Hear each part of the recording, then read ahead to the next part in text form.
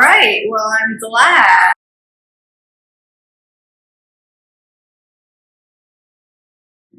And do we have any takers for the color yellow? Just because you liked one doesn't mean you can't like two. I like You like yellow. Well, sunshine. yellow. This is, and yellow in every culture, yellow represents the sun, of course, and a sun personality. And we think of that when we look at yellow. And together, you know, you put all of these three, and as I said, you know, they are the most stimulating. Now, yellow is the third chakra, that's at our solar plexus. And actually, the solar plexus is right in front of the internal organs of the GI tract. And so, for us, you know, yellow represents our personality, our identity, our self-esteem, and our ego. So why is it that you need to know this information? This is if you want to create consciously, or you want to understand why are you drawn to a particular color and not another. It may be that's what you need to balance yourself internally. Or conversely, if you have a project that needs to get done and you need a focus, you could use the representations of color to help you regain focus so that you could work on your project a little more clearly. So altogether, I would say the three of these, can we all agree this is very stimulating and very vibrating very high? Okay, so remember how the molecules of emotion produced in your brain also affect your gut. So again, that's why yellow is so strong for the solar plexus. Now, the fourth chakra is interesting. So the fourth chakra is at the level of the heart.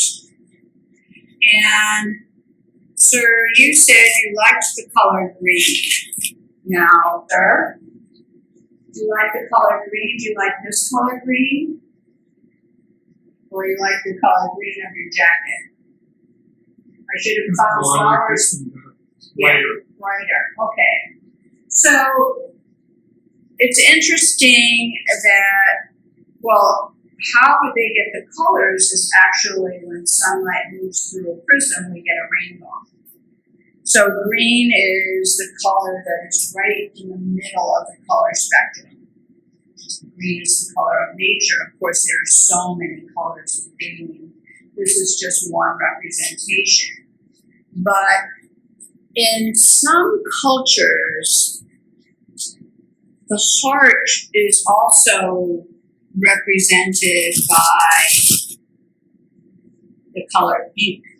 So they say that we have a heart represented by the color green, and that is love flowing outward, and pink, which is actually they call the higher heart in many Eastern cultures. It's the thymus gland, and it's located just a little bit right of our actual heart and to more center of the chest.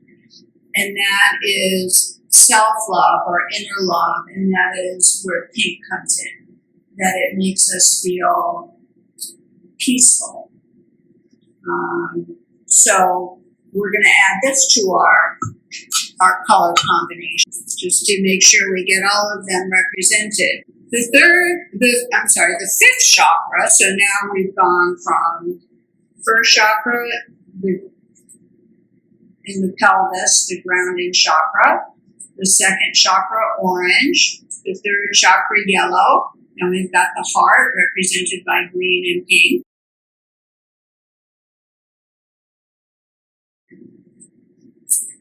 The fifth chakra is at our throat, and that is represented by the color blue. Now, blue could come like this, and blue could come like this. But both represent or correspond to the vibration that the wheel is spinning on our fifth chakra.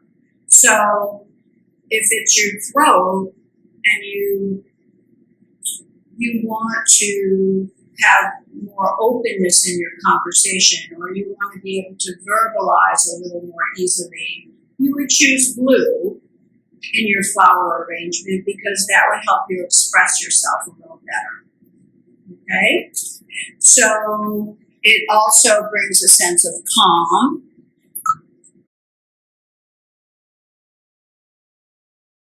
So blue is the most favorite color of everyone in the world, according to research.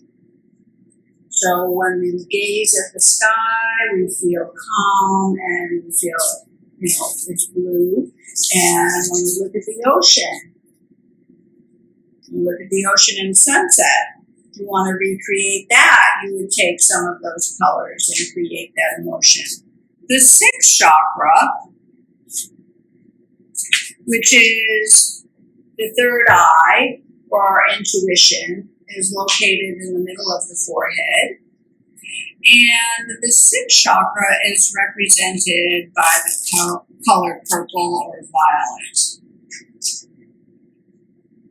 Two different tonal values. So this is not a class on floral design, but if you were creating a floral arrangement, you would want to make sure that, the purple that you chose was of similar total values to the other flowers in your arrangement, so that everything harmonized a little bit better. So if you would like to open up your intuition and feel more connected that way, you could use purple in your arrangement.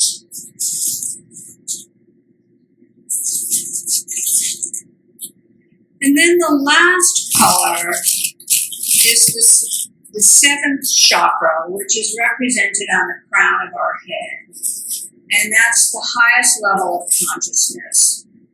And that's represented by white. So, and again, in culture, white represents purity. White actually, in terms of color, is connected to all of the colors on the color spectrum. So white reflects all of the color, whereas black absorbs all of the color. So when we look at white, we actually have the entire rainbow represented in this pure color. So if we want to bring balance to this arrangement so it's not so overwhelming, we would add white to tone it down a little bit.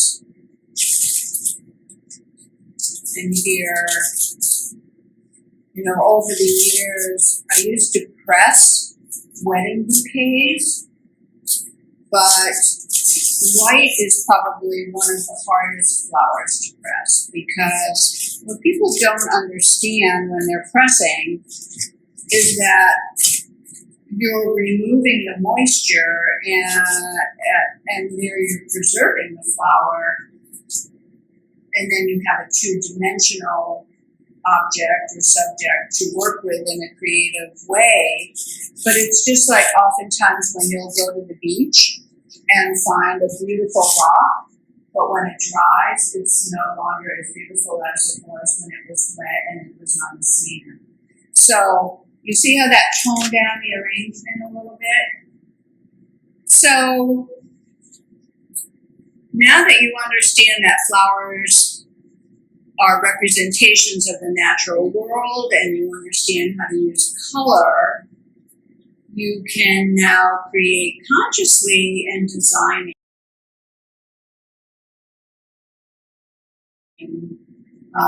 your gardens, your silk flowers, your real flowers. You can take your hand at pressing flowers and do a two-dimensional arrangement.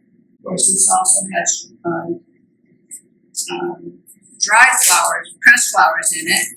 This is In the book, you'll notice that there are instructions on how to use, create simple pressed flower design. So there's a heart that you can easily copy, or you can create one. And then here is the design with just a few flowers. But because the flowers are on the heart, and because there are specific colors there, it represents a triple whammy to the brain of positive emotion. How do you feel when you look at this? It's confusing. It's confusing, but you smile. You smile, and that's the important thing. That smiling makes you, it floods the body with positive emotion. So I hope that you enjoyed this presentation, and I would like to remind you that if you would like to learn more, you can purchase this book on Amazon, and I expect that Oasis will be presenting this lecture on their website. So thank you again for having me. And is there any questions I can take from the audience? Yes.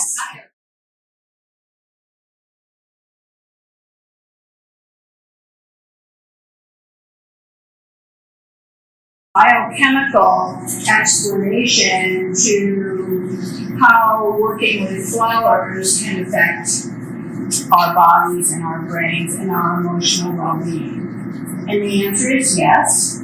And I had talked earlier in the beginning of the discussion that Candace Pert wrote a book called Molecules of Emotion, and she discovered that indeed emotion, which is energy in motion, is actually biochemical.